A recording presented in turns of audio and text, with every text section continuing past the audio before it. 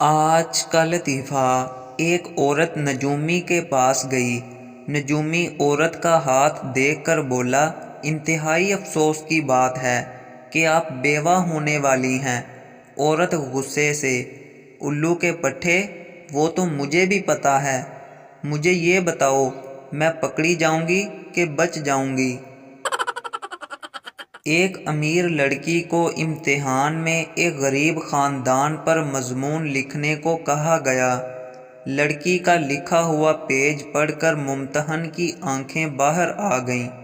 لکھا تھا، ایک غریب خاندان تھا، باپ غریب، ماں غریب، گھر میں صرف 4 ملازم تھے، وہ بھی غریب۔